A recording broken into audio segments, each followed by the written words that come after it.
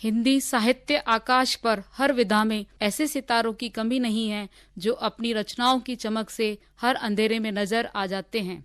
उपन्यास में मुंशी प्रेमचंद तो कविता में महादेवी वर्मा या जयशंकर प्रसाद, व्यंग में शरद जोशी तो आधुनिक काल के कहानीकारों में अमृतलाल नागर, कमलेश्वर, मोहन राकेश जैसे नाम हर मोड़ पर मौजूद हैं।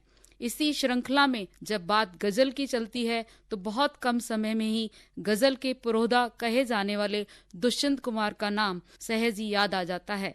दुष्यंत उसी श्रेणी के गजलकार हैं जिस श्रेणी के गजलकारों की आवश्यकता हर कालखंड में रहती है। दुष्यंत की गजलें समय के लिए न सिर्फ रोशनी का काम करती हैं बल्कि वे समय को हर बार एक नई सीख देती हैं। दुष्यंत की गजलों को जब भी पढ़ा जाए तो उसके मंतव्य समाज को झकझोर देते हैं। दुष्यंत कुमार ने न सिर्फ गजलें, कविताएं बल्कि साहित्य की अन्य विधाओं पर भी अपना रंग दिखाया। उनका जीवन गजलों में ही रच बस गया था। शायद इसीलिए वह लिखते हैं, मैं जिसे ओढ़ता बिछाता हूँ, मैं जिसे ओढ़ता बिछाता हूँ वही गजल आपको सुनाता हूँ। एक जंगल है तेरी आंखों में, एक जंगल है तेरी आंखों में, मैं जहाँ राह भूल जाता हूँ। तू किसी रेल सी गुजरती है, मैं किसी पुल सा थर थराता हूँ। बिजनौर जिले के राजपुर नवादा गांव में 1 सितंबर 1933 को जन्मे दुष्यंत कुमार का नाम बतौर गजलकार आज किसी परिचय का मोहताज नहीं है। हिंदी गजल की नई यथार्थवादी संवेदनाओं को अभिव्यक्ति देने में दुष्यंत कुमार का योगदान फिल वक्त न भूतो न भविष्यत है। जन समस्याओं, रूढ़ियों, ठस परंपराओं पर चोट करते अपनी शायरी से वह मीर गालिब और जफर के पास खड़े नजर आते हैं। 42 वर्ष का जीवन जीने वाले दुष्यंत के ख्यालात बहुत साफ थे। आम जन से वे शरीर और आत्मा के रूप से जुड़े थे। अपनी गजलों के इकलौते संकलन साए में धूप की भूमिका में वह लिखते हैं कि गजलों को भूमिका की जरूरत नहीं होनी चाहिए, लेकिन एक कैफियत इनकी भाषा को लेकर जरूरी है। कुछ उर्दूदा दोस्तों ने कुछ उर्दू के शब्दों के प्रयोग पर ऐतराज किया है। उनका मानना है कि शब्द शहर नहीं शह होता है, वजन नहीं वज्न होता है। मैं नहीं जानता, लेकिन इन शब्दों का प्रयोग लिखकर इस दोष से मुक्ति पालूं। किंतु मैंने उर्दू शब्दों को उस रूप में इस्तेमाल किया जिस रूप में वह हिंदी में हिलमिल गए हैं। उर्दू का शहर हिंदी में ठीक उसी तरह बोला लिखा जाता है जिस तरह हिंदी का ब्राह्मण उर्दू में ब्रह्मन हो जाता है। तो ऋतु रुत हो गई है। हिंदी उर्दू को अलग अलग मानने वाले के ऊपर वह लिखते हैं, तुम्हारे पांवों के नीचे कोई जमी नहीं, तुम्हारे पांवों के नीचे कोई जमी नहीं। कमाल ये है कि फिर भी तुम्हें यकीन नहीं है। दुष्यंत कुमार जब तक गीतकार रहे तब तक परदेसी के नाम से लिखते रहे और जब वह गजल कहने लगे तो उनका परदेशी परदेसी हो गया। समकालीन गजलकारों के बीच वह दुष्यी के नाम से प्रसिद्ध थे। वह बड़ा अजीब है कि दुष्यंत को केवल गजलों के रूप में देखा जाता है, जबकि उन्होंने नाटक, गीत, उपन्यास, कविता जैसी विधाओं में भी लिखा है। मन के कौन एकांकी नाटक और मसीहा मर गया उपन्यास, सूर्य का स्वागत कविता संग्रह, जलते हुए वन का बसंत कविता संग्रह आदि उनकी महत्वपूर्ण रचनाएं हैं। दुष्यंत कुमार की सारे स्वप्न संसार से बिल्कुल अलग और बेजोड़ उनकी एकमात्र आखिरी संरचना गजल संग्रह साए में धूप से बनी। छवि भी ऐसी जिसका योद्धा लड़ते लड़ते मर जाना चाहता है परंतु झुकना नहीं चाहता। 52 गजलों के इस संग्रह से उन्हें जो लोकप्रियता मिली उसे शब्दों में बांध पाना हमेशा मुश्किल हुआ है। हर गजल में एक पीड़ा, एक भाव है। समाज की समस्याएं क्या हैं, क्या कुछ जीवन में घट रहा है, साहित्यिक चश्मे से देखने की कोशिश है। गजल वास्तव में महबूब की याद में कही जाने वाली श्रृंगार विरह भरी कविता है जिसे दुष्यंत ने नई पहचान दी। दुख, दर्द, पीड़ा, आक्रोश, परंपराओं पर जिस तरह से उन्होंने चोट की या अभिव्यक्ति दी वह उर्दू गजल में भी लोगों को ईर्ष्या पैदा करने वाली है।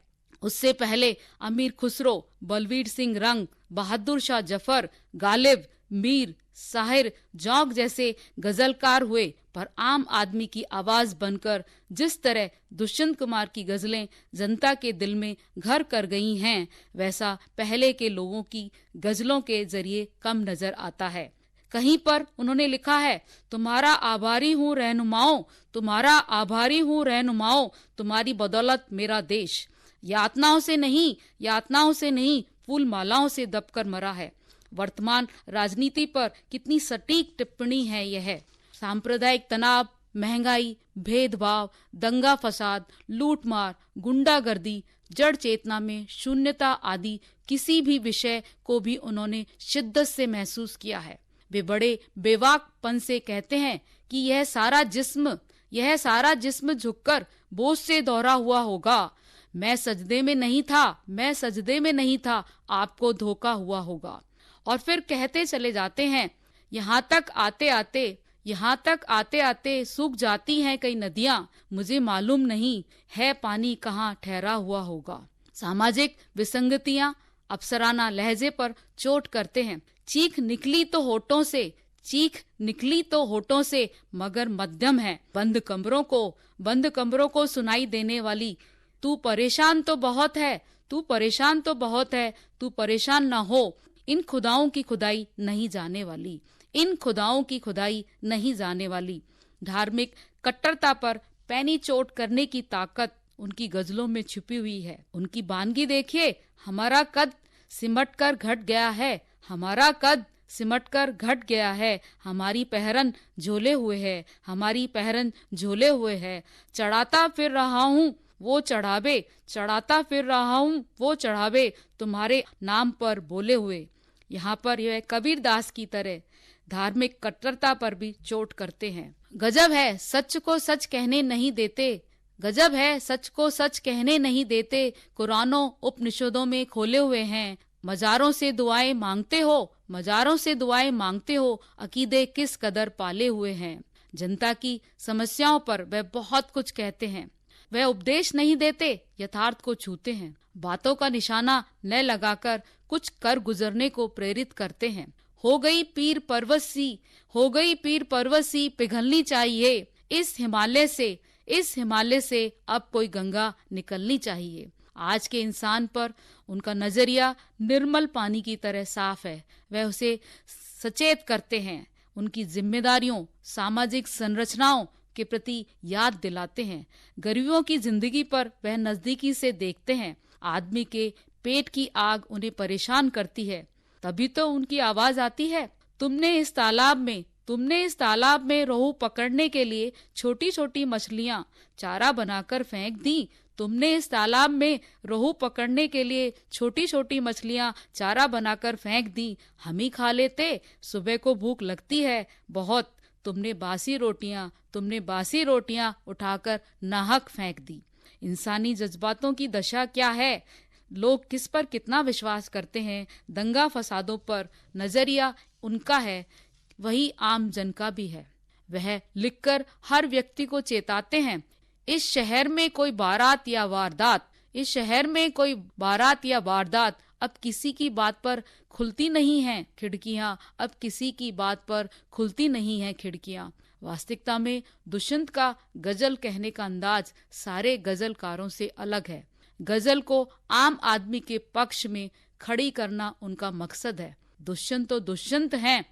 दुष्यंत आज हमारे बीच भले ही ना हो, लेकिन कहीं पर भी देखिए भीड़ में सबसे अलग तासीर लिए अपनी गजलों के साथ हाजिर। कहीं पर उनका जोड़ीदार नजर नहीं आता, बस नजर आते हैं तो दूर दूर तक दुष्यंत ही दुष्यंत।